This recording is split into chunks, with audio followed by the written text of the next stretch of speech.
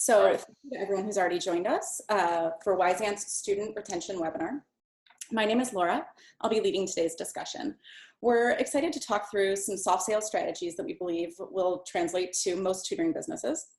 And we think this is timely for all tutors, not just because we're approaching the back to school season, which obviously will have an opportunity for retention and retaining old students, also plenty of new opportunity, but we also think there's kind of a changing landscape in how people approach a variety of other things, test prep, career or professional development. So lots of opportunities right now. We are looking forward to having a lively discussion, so please engage with the question feature below at the chat. I'm also joined by my colleague, Troy. Troy, do you want to take a minute to introduce yourself? Of course. Thank you everyone for joining. Happy to see everyone that's piling in so far. Like Laura mentioned, I'm here to help with the Q&A today. I'll do my best to get through as many questions as we possibly can. Certainly anticipate that we'll get a number of them. So if I don't happen to get to your question, I apologize ahead of time. We'll work on trying to get those answers out to you guys if we don't happen to answer them live. But yes, please, at any time throughout Kimanthi's presentation today, throw a question in there. I'll add it to my queue, and then we'll have time set aside to address those for you guys as well. Great. So I want to also introduce our tutor partner in this. We're joined by Kimanthi. Kimanthi, hi. He's an active platform. He's an active tutor on the Wyzant platform. Background in sales, now in med school. There's a lot going on, and he'll be co-leading with me. So I'm really glad to see you today, Kimanthi, and I will hand it over for you to kick off. All right, awesome. So thanks again for everyone that's joining us, and it looks like we've got people from all over. I saw a New York, a Kansas, so it's great to be joined by people that are, I would assume, would characterize themselves as educators. So I myself, like you, have an affliction. I love and care about my students. I love to teach. But in addition to that, I've been blessed with the opportunity to spend time in positions in my career where I sold and started to really see the value of that simple skill of selling and how it translates for me personally, both in my tutoring business that I run while in med school. And for any of you who are on the call who happen to be in med school or tutor or work with any health professionals, I've personally started to recognize, how I can take some of the sales skills that I learned while in business and really start to apply them into the kind of doctor I'm hopefully going to be. And really at the core of this presentation today is just a simple idea of the value that you can get out of active listening. Today, we're going to really focus on how you can use active listening to help you gain retention from your students, really ultimately help provide them the best experience you can. But for some of you, hopefully today's presentation is going to click and some of these skills are going to translate into your professional life, if tutoring is a lifestyle thing that you do in addition to your career, your professional development, if growing in your communication skills is important. But if we do our work today correctly, you're hopefully going to start to reactivate some of your students, especially here in the fall as many of them start to start back up in terms of school. So what I'm going to do is I'm going to share my screen. I love to interact with people, so feel free today to interact with me via the chat. I believe Troy is going to be monitoring the chat, communicating with us, and really feel free to really engage with me. I'm really here to be a resource for other tutors like myself who may be running a tutoring business, who care about their students, want to get better at it. So use our time together today to collaboratively learn as much as possible. So with that long introduction, I just want to check, Laura, is it okay if I go ahead and screen share? Yeah, please get started. Okay, awesome. So I'm just going to go ahead and screen share my slides for today. And as I mentioned previously, what I'll be discussing is really how I personally take a very simple sales approach to maximize my student retention. So I figured I'd start by giving you a little bit of background about myself. I've been on the Wyzant platform for years, honestly. I think my first account was during the very original stages of Wyzant, but I really became an active member about 2 years ago while in graduate school. And as you can tell, I've piled up a good amount of hours here. Med school, and more importantly, relative to our conversation today, I have background in sales and investment banking that kind of filters a little bit into today's conversation. All right, but what's more important and why you guys are here today is you may be interested in selling, maybe you're not, right? But ultimately you're interested in providing a better customer experience. And I choose to use the word customer because oftentimes it's easier to characterize a relationship that you have with the student if you start to think about a customer, both because you've been a customer, right? And we all understand, right, if we're looking to start a business or run any kind of organization, how to treat customers, how to think about customers. So for the first portion, the next slide, I'm just going to discuss sales as many of you guys think of it, right? The cold calling kind of yucky thing, right?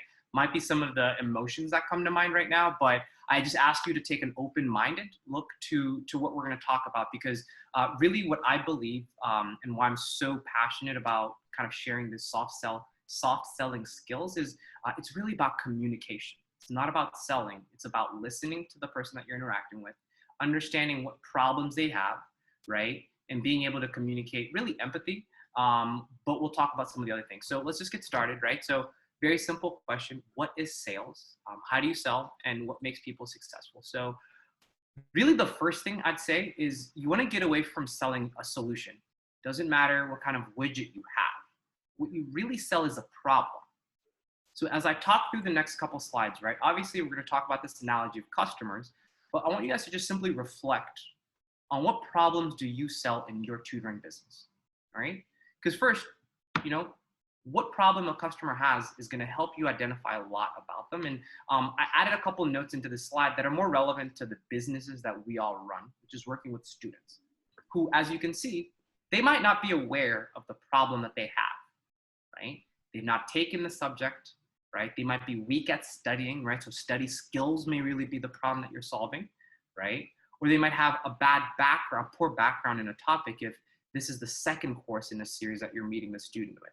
So it's important to really identify what problem are you solving for a student, right? You know the problem. Do they know the problem, right?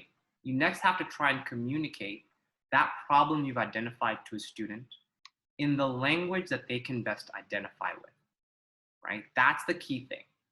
Because for us as tutors, right, one thing I noticed working with students, I primarily work in the test prep space, MCAT specifically, and I realized in discussing what was going on with students, right, really problem solving with students, I recognized many of them didn't know that they had a problem, or the problem they thought they had was the wrong one.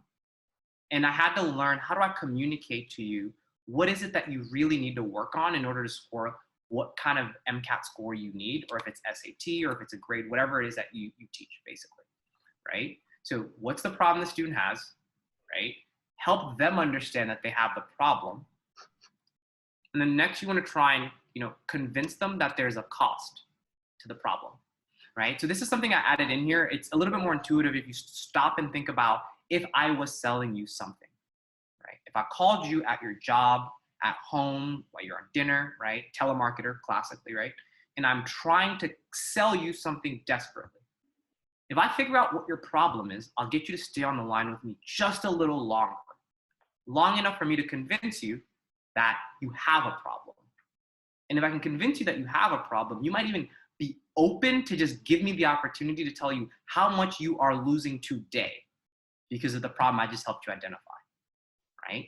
So for those of you guys that are listening and may not necessarily have the same business instinct, right? Because we do have different types of tutors on the call, I'm aware, right? And understanding what kind of tutor you are is also an important part of selling, right? So I'm just gonna break it down a little bit what I said and just kind of use this just teaching the way we think about as tutors, right?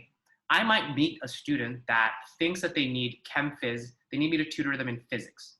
They're preparing for the MCAT and they want to take the MCAT, they need help in the chemistry and physics section, and they believe they need a tutor to teach them physics, right? So that's what they think their problem is. I sit down and talk with them and I realize, oh, you've spent months working on this. You've probably worked with another tutor on the platform on the same thing, and your score really hasn't gone up, right? I do a little bit of investigating and I realize, oh, you're really going about the exam the wrong way. So I help you understand the problem that you have as I see it. I communicate it in words that you understand. And I say, hey, look, you are good on this part, right? These are the other skills that you're deficient in and you haven't worked on. And here's kind of how you can work on that, right? I'm trying to convince them that I understand their problems, right? And once I've helped them understand their problems, I can start to convince them of the cost. Hey, if you can move your MCAT score in this section by this many points, you'll get into med school. You'll have X percentage chance of getting into med school, right? That's just one example that's specific to me. But as I talk, just stop and reflect, right? And think about those students that come to you and you may have had one of two reactions, honestly. You may have felt kind of sad, like, oh my God, this student has been lost, right? They're coming to me, and maybe you've taken the time to recognize they came from somewhere else. They went to their academic advising office. They went to a friend. They went to a TA. Then they went to Google. Eventually they found Wyzant. They may have asked mom and dad for a credit card. Now they're talking to you, right? This is kind of starting to get you guys all to sort of think about what is a student going through before they even show up and ask you, right? Because what you might interpret emotionally as frustration on your part, why is this student really unorganized? Why is this student really not there? Like, I don't like tutoring in this subject space or with the student profile type because it's a lot of work for me, right? Maybe you just haven't identified the problem that those students really, really have. And if you do, it's gonna be a lot easier for you to actually execute on helping them, okay? So moving ahead, we've kind of helped them identify there's a cost to their problem. So we've got to come up, go ahead. Just a quick question. So as you're talking through this, and I'm thinking through the type of tutors that might be on this call, and probably ranging from K through college professional development, do you think that the example you're talking through and sort of associating that cost, do you think that that's also true for parents as they try to maybe convince a teenager who's not so into the idea of tutoring, that like the parent is trying to have this communication with the tutor and the tutor then has to turn around and explain that cost to the student? Do you have any experience? Yeah, so I guess let me restate the question a little bit, right? So what you're really getting at is you're trying to understand what's going on with the student or in the environment around the student that's ultimately going to affect either whether they decide to go to a lesson, whether that lesson is effective, and whether or not they come back for another lesson, right? And so ultimately, it's still the same thing. You're still trying to understand the student's problem, right? The customer's problem. And for some of us, the customer is not always only the student, right? Sometimes the customer is also mom, right? Sometimes the customer and the support partner you have in that tutoring relationship is also mom. It's something I found out, right? In my space, I tutor a lot of pre-med students who oftentimes their parents are their support system and financial system. And so they're the ones that are going to check in on with them after 4 or 5 months of studying to make sure they're still going on. So it's important for me to keep that in mind. So really great question. And I hope it gets you guys that are on the call who, let's say, tutor SAT or tutor high school students, commonly tutor languages. I know there's a lot of people that tutor languages, foreign languages, English lit, English writing, right? Who it's probably a high school student, middle school student, and mom's the one that's paying. Mom's the one that's probably the account owner that reaches out to you, right? These are some things that you should start to think about as you actually go ahead and get ready to hit send on that message that you're going to use to communicate the first time you talk to them, whether or not it's an inbound lead or whether or not it's an outbound lead, right? So I just used a little sales jargon, right? So let me make it more Wyzant related. Inbound lead means in sales, someone that chose to come to you, right?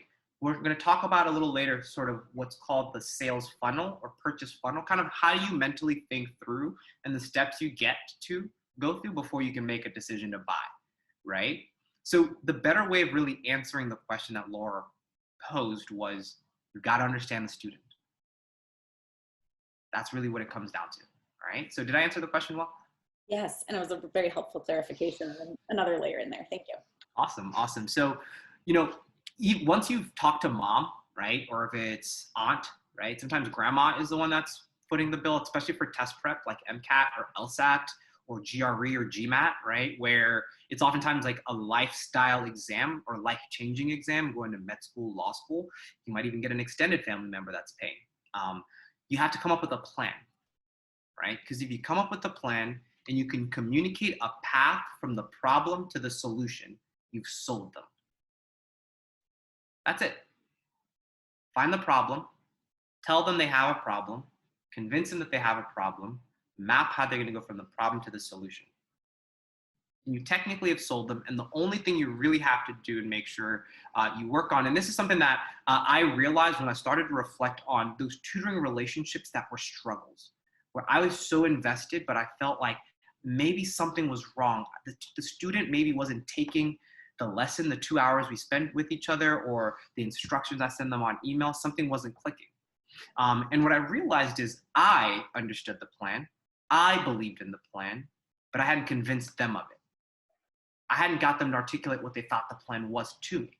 So they might have even gone and done the plan incorrectly, right? If that's ever happened to any one of you guys, where you come up with a lesson plan, you teach it very, very well, right? And then you go and the student leaves and they come back a week later and you look and you're like, why are we in the same place we were last week? Maybe you got the plan, the student didn't get the plan. The student didn't believe in the plan. The student wasn't invested in the plan, right? Because if you really want to move someone that has a problem that they've identified, that has a cost, that you've given them a plan for, all you have left to do is just make sure that they believe in the plan and they're invested, because they're going to get up and they're going to actually go execute on it, right? It sounds very motivational, right? As if we're almost like a cheerleading pep team, right? But it's really a mindset. And in the mindset, the word I like to use is empathy, might be a good word to use.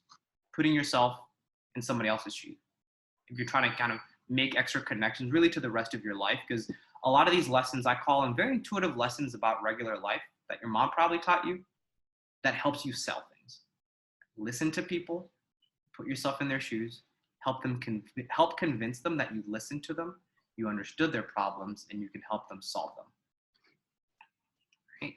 So I'm going to take a quick pause here and take questions before we move on to the next section, where I'm going to just talk more about you guys, right? I'm going to use myself as an example, but what I've first spent the kind of first couple slides is talking about the idea of selling, to at least open you guys up, right? Some of you guys probably came in with barriers, having been sold before. I just wanted to first kind of open you guys up to the idea that selling is not as scary as you think. And the next step, I'll talk about how you've actually already been selling, and how you just kind of change your mindset about how you visualize and think about yourself in your business.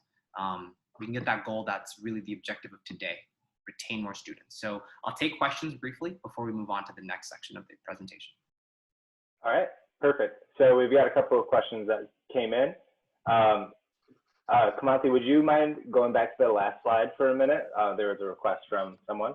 And then also somebody asked if you were getting copies of these slides. So we are recording this. We'll share the recording with you afterwards as well, so you'll be able to go through this presentation. Yeah, and I'll share a PDF version of the, well, I'll send it to Laura and Troy, and they'll make sure that anyone has it available to them. Perfect. And then Kimanthi, so we have a question here. Are the students who post requests for tutoring, would you consider those inbound leads or outbound leads? So I'd consider those outbound leads, in my opinion, right? So when you say post requests, I'm guessing you're talking about like the jobs forum, right? I consider those outbound leads because they don't know you, right? They haven't made a decision to actually come and work with you, right? So honestly, like I think this is a good point to just kind of like jump ahead to something that's going to make a little bit more sense. So this is kind of how, in my mind, and a lot of people in sales visualize the process that you go through selling, right? So like if we just pause and think about a student, right? They first became aware of something that might look like that. We all get it. They got a D+ on a paper, an exam, right? A bad score. They became aware, right? Interest, consideration, evaluation. For us in this space, right, could be a lot of things. So if we think creatively, your interest in getting a tutor could be related to when you got a bad grade, or after you've talked to your professor, after you've talked to a TA, after you talk to a friend who gives you an idea of, you know, what's going to take to do well. You might consider going to the free service that's available to you. Most schools have a free tutoring service. So you might consider going there. While you're there, you might evaluate that service and realize it probably doesn't work for me because maybe it's too few students or too few tutors and way too many students.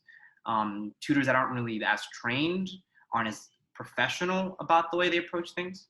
And then you might decide, okay, I need to graduate, right? I've already done the considering part. I've considered getting a tutor, right? And I've kind of checked off, like I went to tutoring, I know I need one, I'm aware. And now I'm gonna cycle through the process of just considering a bunch of different options before I get to the evaluation phase, right? So what's next? I might go to Google, I might ask a friend, I might go to Craigslist, basically the way we search out for information. Somehow, some way, I might end up on Wyzant.com, right? And then at some point, I'll eventually get to the point where I evaluate it and I make a decision and I say, cool, I wanna use Wyzant and make a profile.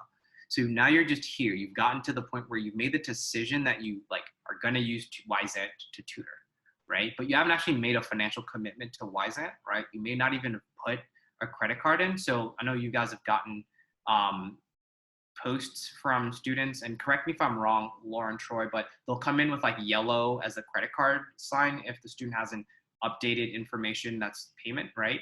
So you can have different people, even in your inbound or outbound funnel, that are mentally at a different place in buying, right? And Wyzant actually already provides you with tools that you can already use to figure out sort of like intent to purchase is really the right word, right? And so eventually like the purchase point is where the question was really about. And when it comes to purchasing, there's two ways you can do it. It could be an inbound.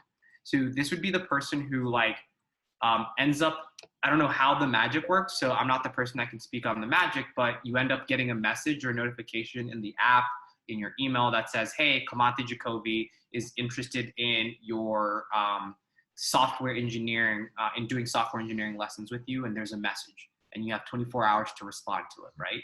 That's a warm lead. Somehow, some way, some magic has happened, and it's in your inbox, and all you have to do to capitalize on it is just respond and take it from where the decision's made and they're ready to purchase to completing the transactions, essentially, right?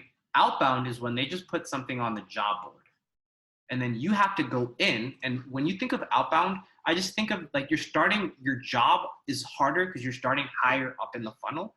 So when you email or message someone who's never heard of you, you're just kind of starting off with at the very top, awareness. So this is kind of like an outbound, because you have to first make the student aware that you're a tutor on Wyzant, who has an expertise, who may have reviews, who may have stars, who may have an approach to the subject, who has an availability that's within their time window, right? You can do all those, but it's just harder because you're starting at the top versus if it's an inbound lead and they've already reached out to you, you're kind of here. They've already made the decision that they need to purchase it. And keep in mind, these things are variable that I say. There's no like specific thing, right? It's somebody might have made the decision that they want to buy. Like we all, like I might have made a decision that I want to buy a new car, right? I'm gonna buy a car. I just don't have the money yet, don't have the loan, don't know what kind of car it's gonna be, but I'm gonna buy the car. Same things. Students might know I'm gonna get tutoring. I don't know who I'm gonna get. I don't know what kind of tutoring format it's gonna be. I don't know if it's going to be online or in person, right? And that's why if you kind of pause and think about like just kind of connecting the first couple of things that we said as a nice segue to kind of almost end this answer is what I just finished off by kind of explaining what an inbound lead or outbound lead looks like. Sorry, an inbound lead might look like is somebody that comes to you who they know that they made the decision to purchase, but they're kind of here in the problem bucket, right? There's a lot of stuff you can do for them, even though they know that they're going to purchase it, right? And I'll tell you a personal story in my own development as a tutor. I'd recommend, like, when you get those inbound leads that go right into your inbox, treat them with the same respect you would if you're working hard, right, to get all the way from the top of the funnel and get somebody who is aware, right? And what I mean by that specifically is ask yourself how many times you've put the same amount of time into the message that you use to respond to that like reply in 24 hours as you do when you're applying to like a cold spot on the jobs board. Probably not the same amount, which is odd for me Like, because you're basically saying you're going to put less work in low-hanging fruit, right? And those are the people that are going to convert easily. So just like a way to kind of connect this. So I don't want to go too long, but I hope I answered the question thoroughly, I guess, again. Yeah, I think that was pretty thorough answer. I see a question about somebody who tutors college and MBA and business school professionals. Their student retention varies greatly between levels. So if it's an MBAs, by far are their most invested students.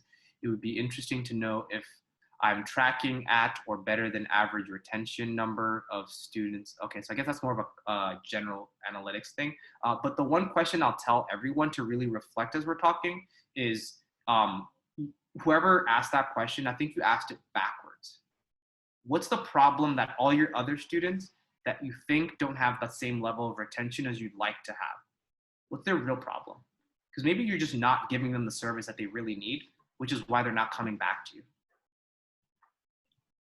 And to answer the broader question, so I think having average stats, while we can do the analytics on it and surface it, I don't know how valuable it is, because I think you make a wonderful point that it does vary based on student and need and intent and timeline and a whole host of other things. And it's sort of hard to really say that there is one single average for such a broad group of students. So that's sort of Wyzant's current take on it. It's always, sharing analytics is always something that we're willing to, consider doing and evolve upon. So I appreciate the question.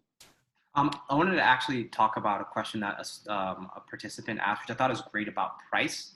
And effectively, it's a tutor that is at a higher price point and kind of, understands that their intrinsic value is at a higher price point, and trying to bridge the gap between what your value is that you feel like you have, right? It might be $85, $95, $105, whatever it is, and then trying to not feel. I guess imposter syndrome is how I described it the first time I had a sales job, when I knew I had something that was worth selling, but I had to convince you to give me money for it. And it's like, that's how you think when you're asking like friends for money and borrowing money, is what a boss told me. But you have to allow yourself to get into the mindset of understanding that you are providing value on a marketplace, ultimately driving transactions. And so your prices, right, should be not really only what you think your value is, it's what the market that you're in thinks your value is, right? I might think I'm worth $1,000 an hour as an MCAT tutor. That's not really the number, but I might think that. But does the marketplace on Wyzant, or any marketplace I'm a part of, right, does it have enough market participants, right, students, that are, one, willing to pay that number, two, able to see that I actually have the value that fixes the problem that they have? It all comes back to the same thing, right? If you think your value as on the higher end of price is high, let it stay there. Your goal now is, if you want to convince the marketplace, all the students that are out there that could potentially use you, right, that you're worth $95, you first got to convince them that they have a problem, that the cost of that problem is $95 an hour, and you have the plan for them to solve it.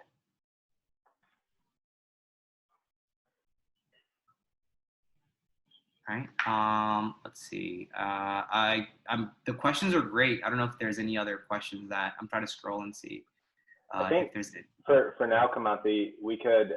I think we kind of tackled a few of these that are on here. If you want to continue on the presentation, then we'll take another moment.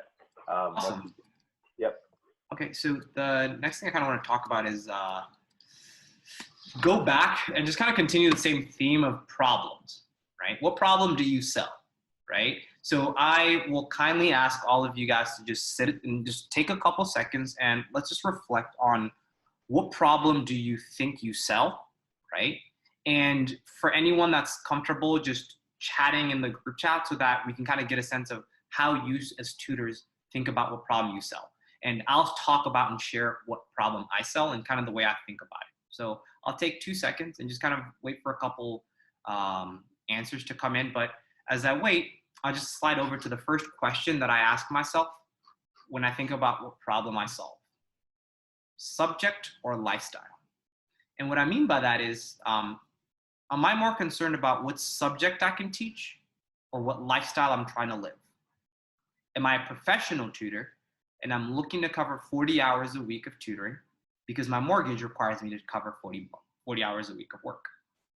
Am I a college student that's in between summers that is looking for an easy way to make money? That's more thinking through the problem of thinking through the question of what problem you solve by placing your lifestyle. What kind of tutor are you first?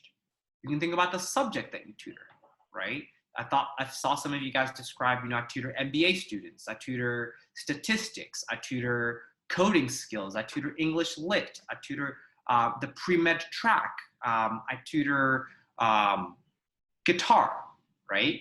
You can kind of start to think about what problem you solve either way, right? So for me, I start off with a mixture of lifestyle first. I'm a medical school student, right? So I first have to only tutor subjects and work with students that can fit into my lifestyle goals, meaning I only have a limited amount of time. I can't really travel because that's extra time in my day that takes away from my studying, but I can do online because it's convenient, right? And so when I start off with that and I say, okay, cool, what subjects now am I capable of tutoring? Say chemistry, all the pre-med courses, maybe a little statistics, right? And then now that I've kind of stopped and thought about that, right?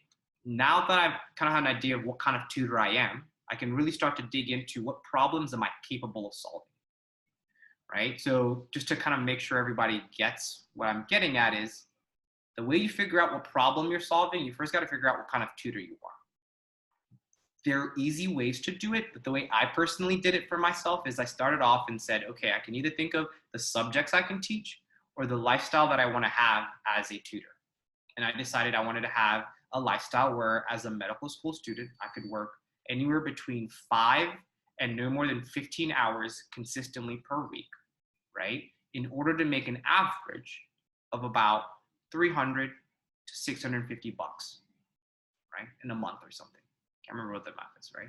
So I started off with my lifestyle and then I picked subjects that fit that, right? I could not teach high school students, or I stopped teaching high school students.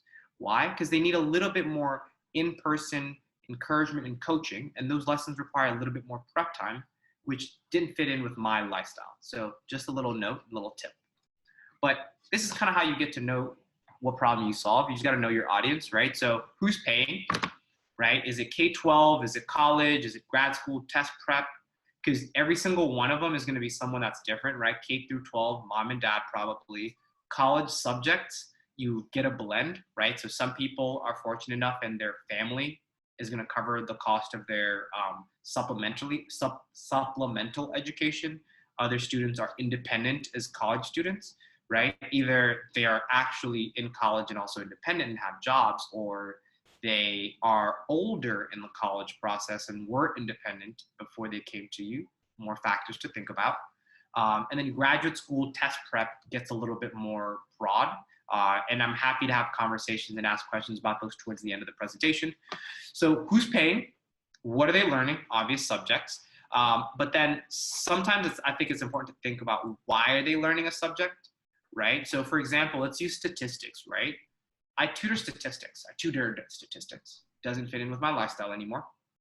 But when I tutored statistics, there were students that got tutoring for statistics because they were in community college, or they were getting some kind of associate's degree, or they were in a master's of public health, right? Or they were in some kind of career changer program where part of the program's requirement or objective is to train you so that when you get a job, to understand and do basic qualitative thinking or quantitative thinking. And so you have to take a stat class for that, right? Or you could just be a regular college student. I literally described almost half a dozen types of people, right? With half a dozen types of problems, right? So no matter what subject you do, so I heard someone say that they tutored professional, we can use that with that one, right? I think it was like tutored MBA students or people that were more business school related. Even in business school, you have different tranches of people that are going to get business school degrees, right? And people that are different processes in the business school process. Are they trying to go to business school and are preparing to take the GMAT? or the GRE? Are they in business school, but they weren't a business major and are struggling with a finance course you're teaching them, or an accounting course, right? Are they in a community college? Are they at a state college? Are they at a private college, right? Are they at a super elite business school where the expectations for them are sky high? And so the cost or value associated with their learning is higher, so that for the person who had imposter syndrome about charging a high price, or a person that's at Wharton or one of those super fancy business schools, the problem, the cost, the price they're willing to pay all align up. And so finally, the last thing I like to think about is when are they taking the subject or requiring the tutoring course as something else you can use to factor in.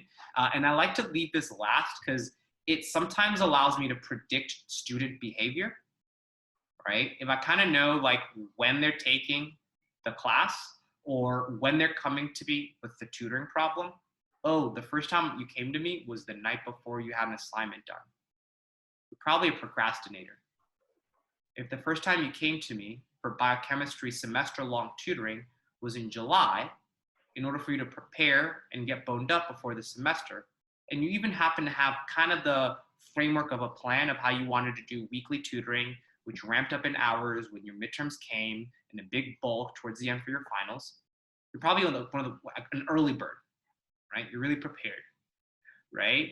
And then there's obviously the most common is I thought I had it, but I really didn't, right? That's like the person who comes for you for tutoring because they did a midterm, didn't do well, right? So this is the person that's tried, failed, and recognized that they need to actually get help, right? Which filters back to the main thing I've been talking about is what problem do they have, right? Because if I know, are they an early bird? Are they a procrastinator? Do they think they had it, but they failed? I know their problem. I can help them understand their problem if they don't know it. I can think about what plan makes sense. I can collaboratively work with them to make a shared decision on what we should do next. And if I do right from the first moment I respond to that student as an inbound or an outbound lead, I'm gonna have built trust in them out of gathered information from them, right? Created hypothesis of what's going on, convinced them of a plan, and gotten buy-in. That's what makes you feel comfortable going back to anything you've ever gone back to and bought again. And that's what's going to help you really convince and show your students that they need to come back to you for more tutoring, right? Another semester when they go from Chem 1 to Chem 2, right? For test prep after they go from biochem to MCAT, right? For LSAT when they go from English prep, right, to preparing for law school, from statistics in college or a finance or accounting course to the GMAT when they prepare to take the MBA, right? So I honestly think this is a great place for me to end, to kind of end the formal part of my presentation, right? By really formalizing to you what I've been trying to get across to you the entire time of this presentation. What I hoped to do when I got on was in somehow, some way convince you that I was building rapport, make you feel comfortable, make Laura lean in and get like this, because she felt that I had somehow, some way built rapport with her. Even though we weren't communicating, I gathered information about what kind of problems you have as a tutor. I stopped and I actively listened by reading the chat and trying to pick out questions that identified some of the same things that I thought were important for us to talk about. And before I came here, and the lifetime of experiences that I've had allowed me to generate a hypothesis of what would have been useful for me to communicate with you all today, create a plan, right? And if you've all enjoyed yourself today and learned something, we've effectively participated in a weird form of decision-making that hopefully has convinced you that the way you begin to retain your students, be a better tutor, right? For some of you who are addicted to teaching like I am, do right by your student, is by becoming an active listener. And with that, I thank you for your time, and I'm available for whatever questions we could take in the time that we have left. Great. Well, thank you so much, Kimanthi. We've got a couple of good questions here that I wanted to get to. So here's one from an anonymous attendee here. What information would you advise that tutors include in the initial intro message, and then parentheses to specify when a tutor reaches out to posting on the job board, for example? Okay. I like to keep things very neatly packed in. Problems is what you're trying to get at, right? So whatever you communicate, however you communicate it, you're going to try and get at whatever problem they have. You're going to talk to them in whatever way you think makes sense for the subject, for the type of student that they are. That's going to convince them, really, that you're trying to build rapport with them first, right? Then you're going to try and figure out how you can gather information, right? What's the problem that you have? So that without them realizing, you can start to build a hypothesis on what your second message is. So let me give you an example of how I do it for MCAT, right? So, or not even MCAT, let's do, what's a subject, Troy, that we can think of that's out there? Let's play around. Phonics. What? Phonics? Phonics. So that's like being able to pronounce stuff, right? It's like decoding, learning how to read, like maybe. Right, there you go. Perfect. So you get a message, and Laura, what's a message that might come through in my inbox that I got?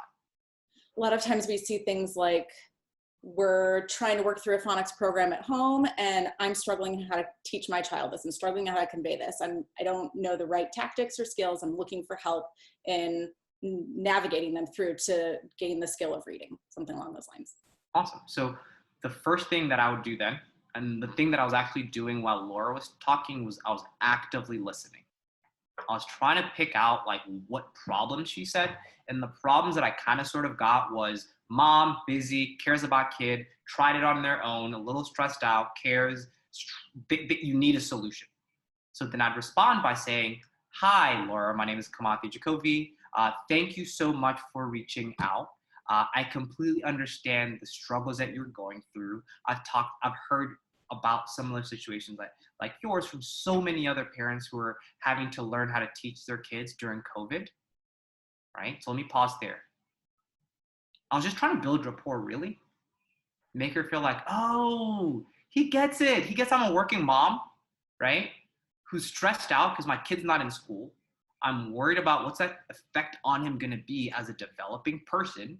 And I also have a job, a husband, and a life that I have to deal with, right? Problems. I'm making these up right now.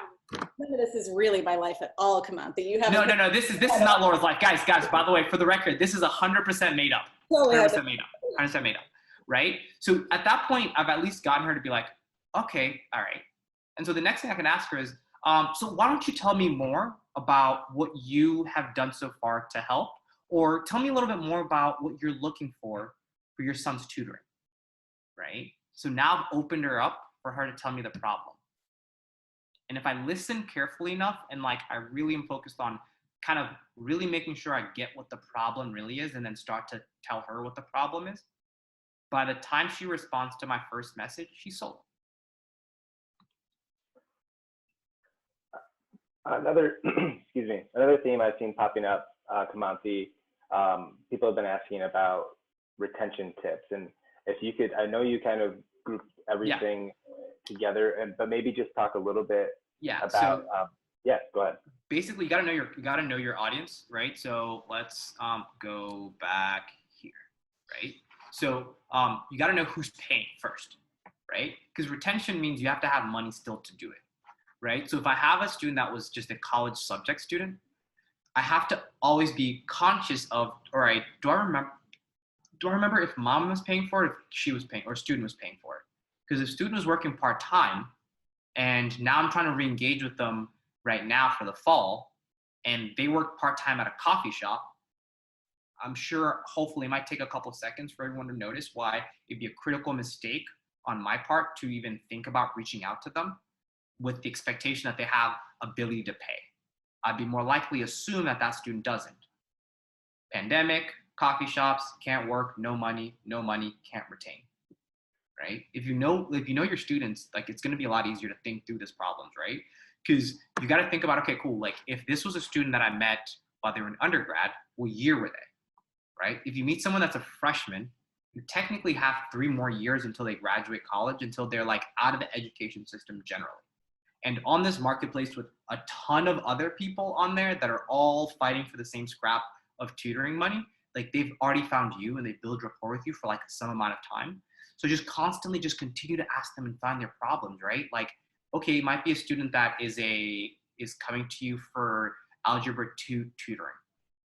That student is probably in high school and is either a sophomore or a junior.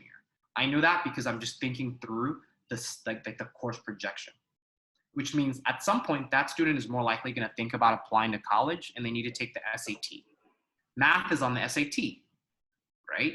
If I was teaching or tutoring Laura's daughter's son in reading comprehension, and let's say we first met and let's say they were freshmen and they just moved to like a more challenging program and they're just a little bit behind, they need to catch up. We work together, they catch up. He or she is eventually going to need to take the SAT, and there's reading on that, right? So when he either, and this is kind of to help explain how like a student can be so many things at once, the student might initially have come for like phonics when mom was the one that recognized that he or she needed the help.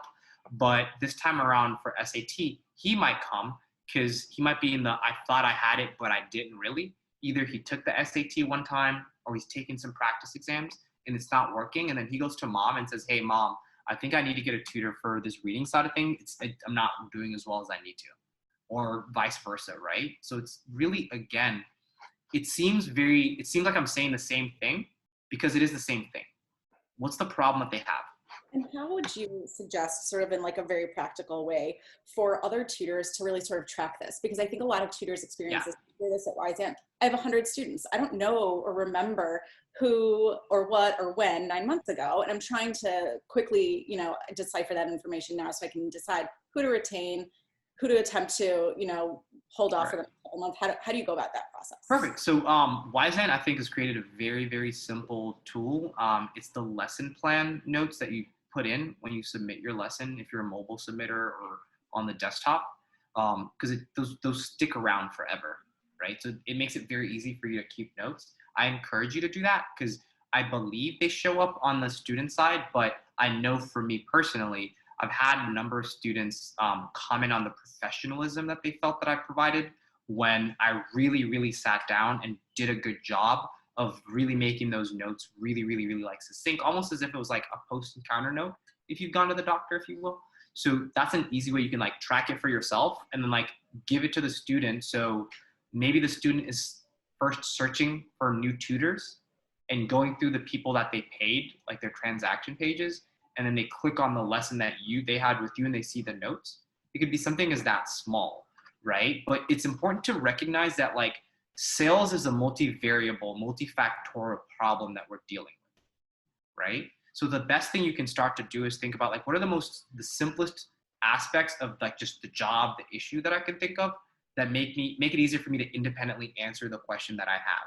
That's what I learned when I kind of started off selling things and was trying to figure out how do I get good at this job. And for you, obviously selling is not your job as a tutor, right? But the way you can kind of pick up the skills is really focus on the variables that have been shown to be like the most correlated with success, which is problems. Laura, I know it's a little practical, but I'm trying to always keep it back to everyone, no matter what your silo is, just ask yourself first, like, do I know the problem that the student has? And that's going to be a great exercise for you to go through to answer whatever tutoring business issue you have. Yeah, and there's a comment from Eric about the old messages being deleted. So that Kimanthi is referring to the lesson summary. So there's an option when you submit the lesson summary for students to write in like a recap or post meeting note. And that's where he does include all of that great detail and all of that nuance so that you can go back and review that material.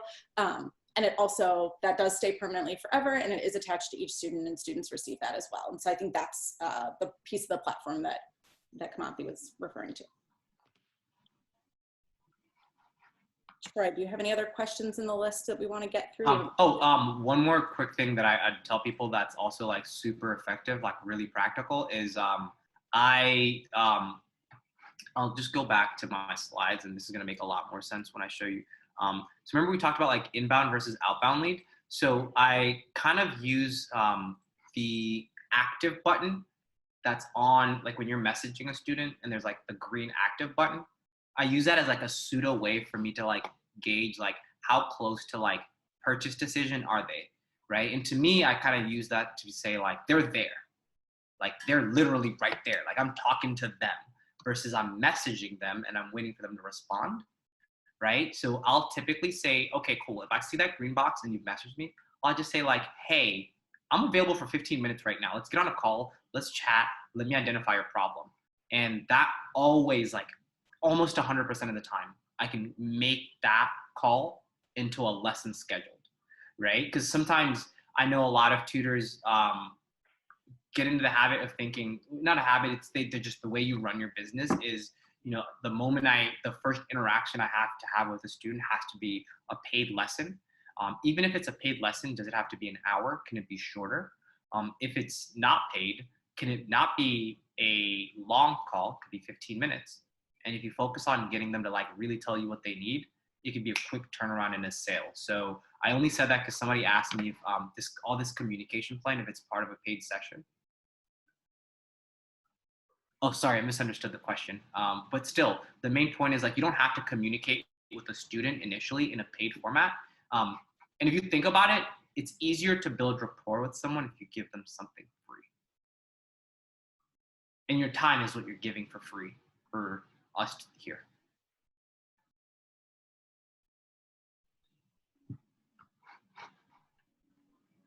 More tips, because I'm just reading the chat. Somebody mentioned templates. That's a great idea. Like I love having simple templates that kind of get across very simple questions. You know, what is it that you need? What have you tried? As a first initial message. When are you available? Can I talk? It also makes your life a little easier if you're thinking lifestyle. And I encourage you not to just simply make templates. It's important for you to make them living templates, which means that every time you interact with a student and every time you send them, just be conscious of what works and doesn't as you customize them and just change them so that they aren't just these stale documents that you made once. Because in a week, in 2 weeks after you've communicated with a student, after you made the template, like you've gotten better and you've picked up on little clues on how you can talk to the student better. So iterate your communication style as well. Great. Thank you so much, Kimanthi. I know we had a couple of questions that I didn't get a chance to get to, so I do apologize about that. I saw a couple in there about the jobs boards and the requirements there. Feel free to, for any question that we didn't get to, feel free to reach out to our support team as well. They'll be more than happy to help you guys out with those questions. Again, I apologize for not getting to them. But yeah, I'll pass things off to you, Laura, if you want to start wrapping things up. Yeah, I think that there's a great opportunity. You can go to the Tutor forums on Wyzant. I included the link just at the end slide here. That's a wonderful place to continue this conversation. I think continuing the community discourse is really super valuable, and Kimanthi can always chime in as well. Thank you, Kimanthi, for your time today. I appreciate it. It's been, I think, very enlightening, and I would hope certainly helped at least provide some value for the participants. If anyone has any questions, don't hesitate to reach out. We'll follow up via email with everyone who did attend today, and we'll provide the PDF of the slide deck, we'll provide the recording, and just a few other pieces of information. So thanks again for joining, and I hope everyone has a great afternoon.